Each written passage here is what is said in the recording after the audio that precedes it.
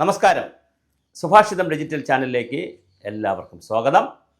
നമ്മൾ വീണ്ടും വിവിധ വിഷയങ്ങളുമായി വരുന്നു. നിങ്ങൾ കാണുക, സബ്സ്ക്രൈബ് ചെയ്യുക, സംഭാവനകൾ അയയ്ക്കുക, ലൈക്ക് ചെയ്യുക, ഷെയർ ചെയ്യുക, കമൻറ്റ് ചെയ്യുക. മലപ്പുറം രാഷ്ട്രീയത്തിലേക്ക് നമ്മൾ പോയാൽ അൻവർക്ക CPM വിട്ടുപോയി. അബ്ദുറഹ്മാൻ മാത്രം കൊണ്ട് CPMന് പിടിച്ചു നിൽക്കാനാകില്ല. അതുകൊണ്ട് നമ്മുടെ ജലീലിക്കയെ വീണ്ടും രംഗത്തിറക്കിയിരിക്കുകയാണ്. KT ജലീൽ നേരത്തെ സ്വപ്നയുടെയും ഈന്തപ്പഴവും ഖുർആനും ഒക്കെ പറഞ്ഞ് വലിയ വിവാദങ്ങളിൽ ചെന്ന് പെട്ടെങ്കിലും അതെല്ലാം കാറ്റത്ത് അടിച്ച തൂവിയ പിന്നെ മലർപ്പൊടി പോലെ പൂമ്പൊടി പോലെ അതങ്ങ് പോയി, ഐസ് കട്ട പോലെ പലതും ഉരുകിപ്പോയി. അതുകൊണ്ട് തന്നെ പല കേസുകൾക്കും ഇപ്പോൾ ജീവനില്ലാത്ത രീതിയിലേയും അത് ചാനലുകളുടെ ഒരു ഹൈപ്പായിട്ട് മാത്രമായി സ്വപ്ന കേസൊക്കെ മുങ്ങിയൊക്കെ പോയി. ഈ സമയത്താണ് നമ്മുടെ സുൽത്താൻ KT ജലീൽ രംഗത്തിറങ്ങിയിരിക്കുന്നു. പുസ്തകമായിട്ട് വരുന്നു. അദ്ദേഹം ഫ്രണ്ടിൽ നിന്ന് തന്നെ CPMനെ നയിക്കാൻ ഇറങ്ങിയിരിക്കുകയാണ്. അദ്ദേഹം പറയുന്നത് അദ്ദേഹം മത്സരിക്കുന്നില്ല ഇലക്ഷനിൽ, പക്ഷേ ഇനി പാർട്ടി സെക്രട്ടറി ആവുമോ നമുക്കറിയില്ല, അതോ വേറെ ഏതെങ്കിലും പദവികളിലേക്ക് വരുമോ എന്നറിയത്തില്ല.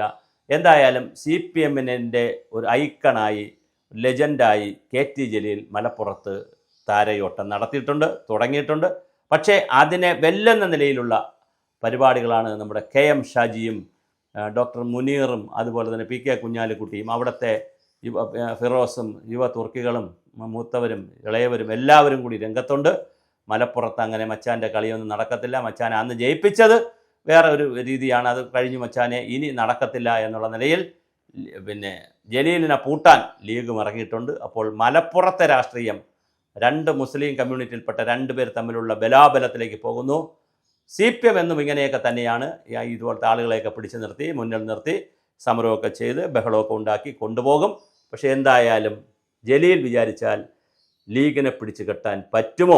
പറ്റില്ല എന്നാണ് ചരിത്രം പറയുന്നത്. എന്നാലും ചില സീറ്റുകളൊക്കെ അൻവറിൻ്റെ സീറ്റ് നിലമ്പൂർ കോൺഗ്രസിൽ നിന്ന് കൊണ്ടുപോകാൻ പറ്റി, അതുപോലെ പിന്നെ ജലീലിൻ്റെ സീറ്റ് കൊണ്ടുപോകാൻ പറ്റി, അബ്ദുറഹ്മാനിൻ്റെ സീറ്റ് കൊണ്ടുപോകാൻ പറ്റി, പല സീറ്റുകളും കൊണ്ടുപോകാൻ പറ്റി. പക്ഷേ എങ്കിലും അതെല്ലാം തിരിച്ചു പിടിച്ചിരിക്കും. നിലമ്പൂർ തിരിച്ചു പിടിച്ചു, ബാക്കി ജലീലിൻ്റെ സീറ്റ് ഉൾപ്പെടെ എല്ലാം, പൊന്നാനി ഉൾപ്പെടെ. പൊന്നാനി പലപ്പോഴും ശ്രീരാമകൃഷ്ണൻ ജയിച്ചിട്ടുണ്ട്, അവിടെ ശശികുമാറുണ്ട്, ഒത്തിരി പേര്. പലപ്പോഴും പൊന്നാനി മണ്ഡലം മുസ്ലിങ്ങൾക്ക് മുൻതൂക്കമുള്ളതാണെങ്കിലും ഹിന്ദുക്കളും നന്നായിട്ടുണ്ട്. അവിടെ CPMകാരാണ് പലപ്പോഴും ജയിക്കുന്നത്. ഹിന്ദുക്കളായി നിന്ന് തന്നെ ശ്രീരാമകൃഷ്ണനൊക്കെ അവിടെ നിന്ന് MLA ആയിരുന്നു. പക്ഷേ അതെല്ലാം മാറി എല്ലാ മണ്ഡലങ്ങളും പിടിക്കും എന്നുള്ള നിലയിൽ ലീഗ് പടയോട്ടം നടത്തുന്നു. എന്താണ് സംഭവിക്കുക നമുക്ക് കാത്തിരുന്ന് കാട്ടാം.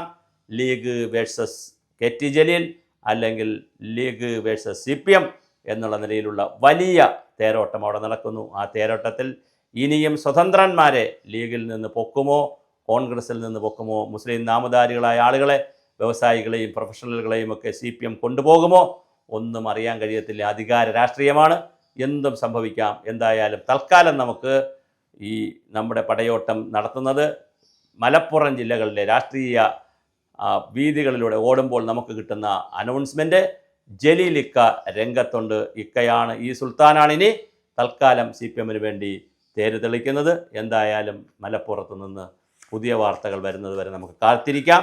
മലപ്പുറം സുൽത്താൻ കോട്ട പൊളിക്കുമോ?